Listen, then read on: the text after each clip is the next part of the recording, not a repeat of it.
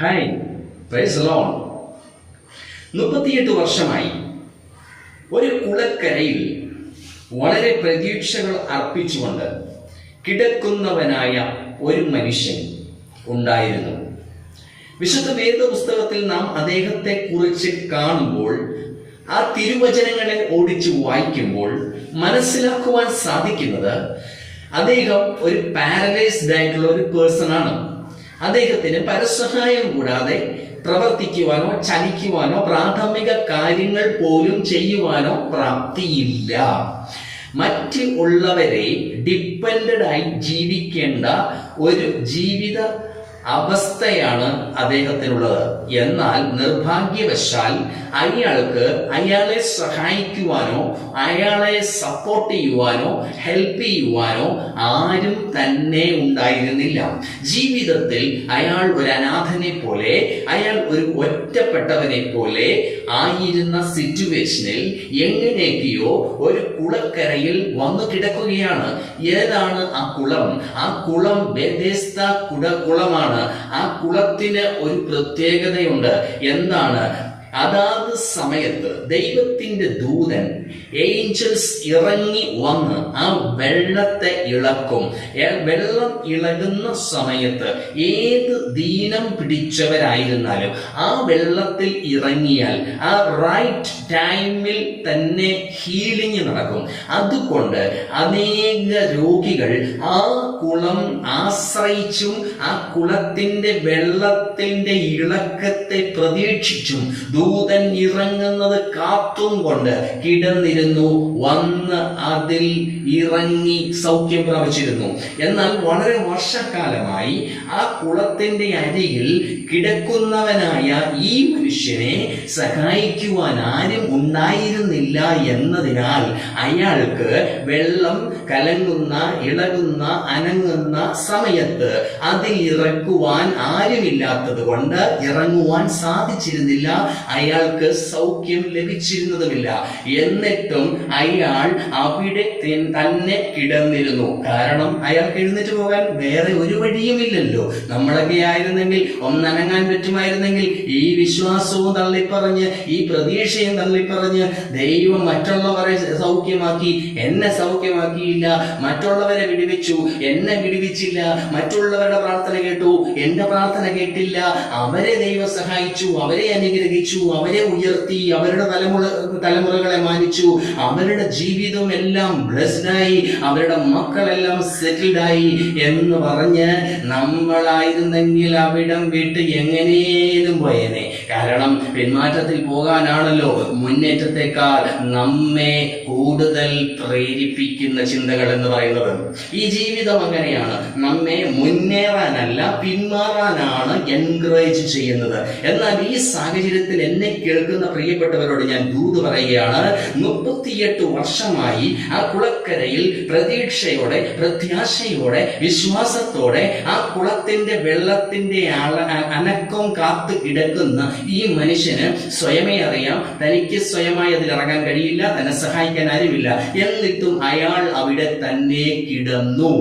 നിങ്ങളുടെ ജീവിതത്തിൽ ഇപ്പോഴുള്ള സിറ്റുവേഷൻ എന്തു തന്നെ ആയിരുന്നാലും ഞാൻ നിങ്ങളോട് ദൈവവചനത്തിന്റെ അടിസ്ഥാനത്തിൽ ഉറപ്പോടെ പറയുന്നത് എന്തെന്നാൽ, ഏതൊക്കെ സ്ഥലത്താണോ നിങ്ങൾ പ്രതീക്ഷ വെച്ചത്, ഏതൊക്കെ വിഷയത്തിലാണോ ഇടിവിൽ നിന്ന് പ്രാർത്ഥിച്ചത്, ഏത് കാര്യത്തിന്റെ പേരിലാണോ നിങ്ങൾ ഉപവസിച്ചത്, എന്താണോ നിങ്ങൾ ദൈവത്തിൽ വെച്ചിരിക്കുന്ന വിശ്വാസം, അതിനനുസരിച്ച് കാര്യങ്ങൾ നാളുകളായി നടക്കുന്നില്ല, കാലങ്ങളായി മുടങ്ങിപ്പോകുന്നു, ഉത്തരമൊന്നും ലഭിക്കുന്നില്ല, പ്രതീക്ഷകൾ നഷ്ടപ്പെട്ടു തുടങ്ങി, പ്രത്യാശകൾ നിരാശകളായി മാറി തുടങ്ങി, കോൺഫിഡൻസുകൾ കുറഞ്ഞു തുടങ്ങി, ആത്മവിശ്വാസം നഷ്ടമായി തുടങ്ങി എന്ന സാഹചര്യത്തിലൂടെയാണ് കടന്നു പോകുന്നതെങ്കിൽ ഞാൻ നിങ്ങളോട് പറയുന്നു, പിന്മാറരുത്. നിങ്ങളുടെ ലക്ഷ്യത്തിൽ നിന്ന്, നിങ്ങളുടെ ആംബിഷനിൽ നിന്ന്, നിങ്ങളുടെ വിശ്വാസത്തിന്റെ നായകനും പൂർത്തി വരുത്തുന്നവനുമായ യേശുവിനെ നോക്കിക്കൊണ്ട് നിങ്ങളുടെ ഓട്ടം സ്ഥിരതയോടെ ഓടുക.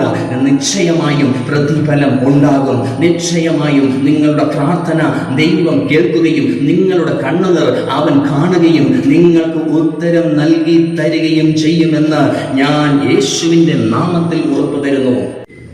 പ്രിയരെ, അതുകൊണ്ട് പ്രതീക്ഷകൾ അസ്തമിച്ചു പോയ ഒരു ജീവിത അനുഭവമോ മനോഭാവമല്ല നമുക്ക് വേണ്ടത്. നമ്മുടെ ഹൃദയത്തിൻ്റെ അകത്ത് ഉറച്ച വിശ്വാസവും പ്രത്യാശയുമുള്ളവരായിരിക്കുക. ആ 38 വർഷം ആ കുളത്തിൻ്റെ അരികത്തു കിടക്കുന്ന ആ മനുഷ്യനെ സംബന്ധിച്ചിടത്തോളം അയാൾക്ക് ഒരേ ഒരു പ്രതീക്ഷയുള്ളൂ, എപ്പോഴെങ്കിലും എനിക്കൊരവസരം ലഭിക്കും. എന്നാൽ നസറനായ യേശു ഒരിക്കൽ അവിടെ എത്തുകയും ആ കുളക്കരയിൽ കിടക്കുന്നവൻ 38 വർഷമായി കിടക്കുന്നുവെന്ന് മനസ്സിലാക്കുകയും അവൻ്റെ അരികിൽ വന്ന് മനസ്സുണ്ടോ നിനക്ക് സൗഖ്യമാകുവാൻ എന്ന് ചോദിച്ചപ്പോൾ അവൻ തിരിച്ചറിഞ്ഞു, തൻ്റെ മുമ്പിൽ ഇളക്കം തട്ടി സൗഖ്യമാകുവാൻ വെള്ളത്തിന് ചുറ്റും കുളത്തിന് ചുറ്റും നിൽക്കുന്ന രോഗികൾക്ക് ആർക്കും ലഭിച്ചിട്ടില്ലാത്തൊരവസരം തൻ്റെ ജീവിതത്തിൽ നൽകുവാൻ ഒരാൾ വന്നിരിക്കുന്നു. എല്ലാവരുടെയും സൗഖ്യം പോലെ ആയിരുന്നില്ല അവൻ്റെ സൗഖ്യം. എല്ലാവർക്കും കിട്ടിയ വിടുതലായിരുന്നില്ല അവൻ്റെ വിടുതൽ. എല്ലാവർക്കും പ്രതീക്ഷയും പ്രത്യാശയും വിശ്വാസവും ആ കുളത്തിലും കുളം കലക്കുന്ന ദൂതനിലും കുളത്തിലെ വെള്ളത്തിൻ്റെ ഇളക്കത്തിലുമായിരുന്നു. എല്ലാവരും അത് നോക്കിക്കൊണ്ടിരുന്നു. ഒരുവൻ മാറി ചിന്തിച്ചു, ഒരുവൻ തലപൊക്കി നോക്കി. അവൻ കണ്ടത് നസറനായ യേശുവിനെയായിരുന്നു. ആ യേശുവിൻ്റെ മുഖത്ത് നോക്കി അവൻ സംസാരിക്കുകയാണ്, കുളത്തിലെ വെള്ളം ഇളകുമ്പോൾ, ദൂതൻ ഇറങ്ങി വരുമ്പോൾ എന്നെ സഹായിപ്പാൻ എനിക്ക് ആരുമില്ലായകയാൽ എനിക്ക് സൗഖ്യം പ്രാപിപ്പാൻ കഴിയുന്നില്ല. അപ്പോൾ യേശു പറഞ്ഞു, നിനക്ക് സൗഖ്യമാകുവാൻ മനസ്സുണ്ടോ? ഉണ്ടെങ്കിൽ എഴുന്നേറ്റ് കിടക്കയെടുത്ത് നടക്ക എന്ന് പറഞ്ഞു. ക്ഷണത്തിൽ അവൻ സൗഖ്യമായി. 38 വർഷങ്ങൾ താൻ കാത്തിരുന്ന, പ്രതീക്ഷ വെച്ചിരുന്ന ഇടത്തു നിന്ന് രക്ഷയോ വിടുതലോ സൗഖ്യമോ വരാതിരിക്കുന്ന സാഹചര്യത്തിൽ, താൻ പ്രതീക്ഷിക്കാത്ത, താൻ ആഗ്രഹിക്കാത്ത, തനിക്കൊരു ഹോപ്പുമില്ലാത്ത ഒരിടത്തു നിന്ന് തന്നെ തേടി തൻ്റെ വിശ്വാസവും തൻ്റെ പ്രതീക്ഷയും തൻ്റെ പ്രാർത്ഥനയും കേട്ട ദൈവം അവന് മുമ്പിൽ വന്നു പ്രത്യക്ഷനായി. ഇന്ന് എന്നെ കേൾക്കുന്ന നിങ്ങളോട് ഞാൻ ഉറപ്പിച്ചു പറയുന്നു, നിങ്ങൾ പ്രതീക്ഷിക്കാത്ത വഴിയിലൂടെ, നിങ്ങൾ ചിന്തിക്കാത്ത റൂട്ടിലൂടെ ചില ബ്ലെസ്സിങ്സ് നിങ്ങളുടെ മുൻപിലെത്തുമ്പോൾ നിങ്ങൾക്ക് തന്നെ നിങ്ങൾ വണ്ടറാകുന്ന ഒരനുഭവം നസറനായ യേശുവിൻ്റെ നാമത്തിൽ ഉണ്ടാകും. ആ 38 വർഷക്കാലം അവൻ്റെ ജീവിതത്തിൽ വൈകിയ വിടുതൽ വലിയ സാക്ഷ്യത്തിന് വേണ്ടിയിട്ടായിരുന്നു. നിന്റെ ജീവിതത്തിൽ ചില കാര്യങ്ങൾ വൈകുന്നത് വലിയ ഡെലിവറൻസിന് വേണ്ടിയിട്ടാണ്, വലിയ ഹീലിങ്ങിന് വേണ്ടിയിട്ടാണ്, വലിയ ബ്ലെസ്സിങ്ങിന് വേണ്ടിയിട്ടാണ്. അബ്രഹാമിന് മക്കളുണ്ടായിരുന്നില്ല. വൈകി വന്ന തലമുറ ചരിത്രം സൃഷ്ടിക്കുന്ന ഇസഹാക്കായിരുന്നു, വാഗ്ദത്ത സന്തതിയായിരുന്നു. എലിശബത്തിന് തലമുറയുണ്ടായിരുന്നില്ല. വൈകി വന്ന തലമുറ നസറനായ യേശു എന്ന ദൈവപുത്രനെ സ്നാനപ്പെടുത്തുന്ന സ്നാപക യോഹന്നാൻ എന്ന നിയോഗം പ്രാപിച്ചവനായി അമ്മയുടെ ഗർഭപാത്രത്തിൽ വെച്ച് തന്നെ പരിശുദ്ധാത്മാ നിറവ് പ്രാപിച്ചവനായിരുന്നു. ഈ വൈകി വരുന്ന ബ്ലെസ്സിങ്സ് എല്ലാം വളരെ ശക്തമാണ്. മനോഹ എന്ന് പറയുന്ന മനുഷ്യന് വൈകി വന്ന തലമുറ ശിംശോൻ എന്ന പേരിൽ ചരിത്രം സൃഷ്ടിച്ചവനായിരുന്നു. ഹന്നയ്ക്ക് വൈകി വന്ന മകൻ ആരായിരുന്നുവെന്ന് നിങ്ങൾക്കറിയാം, ശമൂവേൽ. ആ കാലഘട്ടത്തിലെ ശക്തനായ പ്രവാചകൻ, രാജാക്കന്മാരെ അഭിഷേകം ചെയ്തവൻ. അവനെപ്പോലൊരു ശക്തൻ ആ കാലഘട്ടത്തിൽ ഉണ്ടായിട്ടേയില്ല. വൈകി വരുന്ന ചില പ്രാർത്ഥനയുടെ മറുപടികൾ, വൈകി വരുന്ന ചില വിടുതലുകൾ, വൈകി വാതിൽ തുറക്കുന്ന ചില മേഖലകൾ നിശ്ചയമായി നിന്റെ ലൈഫിൽ വലിയ അത്ഭുതങ്ങളെ സൃഷ്ടിക്കും. മറ്റാർക്കും ലഭിച്ചിട്ടുള്ളതുപോലെ ആയിരിക്കത്തില്ല നിനക്ക് ലഭിക്കുന്നത്. ലേറ്റ് ആകും തോറും ഉറപ്പിച്ചോളൂ, അത് വൈകിയാലും വരും നിശ്ചയം. ദർശനം അതിൻ്റെ സമാപ്തിയിലേക്ക് ബന്ധപ്പെടുന്നു. അത് വൈകിയാലും വരും നിശ്ചയം എന്ന് വചനം പറയുന്നത് പോലെ അതിനായി കാത്തിരിക്കുക. അത് സമയം തെറ്റാതെ നിന്റെ അരികിൽ വരും. ശിമോൻ എന്ന് പറയുന്ന ഒരു പ്രവാചകൻ പരിശുദ്ധാത്മാവ് നിറവ് പ്രാപിച്ചവനായി യെരുശലേം ദേവാലയത്തിലുണ്ടായിരുന്നു. യേശു എന്ന ദൈവപുത്രനെ, ശിശുവിനെ കാണാതെ അവൻ മരിക്കയില്ലെന്ന് അവൻ വാഗ്ദത്തം പ്രാപിച്ചിരുന്നു. അതുവരെ അവൻ മരിച്ചിരുന്നില്ല. യേശുവിൻ്റെ ആ ശിശുവായിരുന്ന രൂപം കണ്ട്, നിന്റെ രക്ഷയെ എൻ്റെ കണ്ണ് കണ്ടുവല്ലോ എന്ന സന്തോഷത്തോടെ ദൈവത്തെ സ്തുതിച്ചുകൊണ്ട് അവൻ യെരുശലേം ദേവാലയത്തിലെ കുഞ്ഞിനെ എടുത്തുകൊണ്ട് നിൽക്കുമ്പോൾ അവൻ പ്രതീക്ഷ വെച്ചത്, അവൻ ആശ വെച്ചത്, അവൻ വിശ്വസിച്ചത് അവൻ നേടിയെടുത്തു. ദൈവം അവന് സാധിപ്പിച്ചു കൊടുത്തു. നിന്റെ ജീവിതത്തിൽ നീ പ്രതീക്ഷ വയ്ക്കുന്നത്, ആശ വയ്ക്കുന്നത് നിനക്ക് ലഭിക്കും. വൈകുന്നത് കൊണ്ട് നീ പിന്മാറരുത്.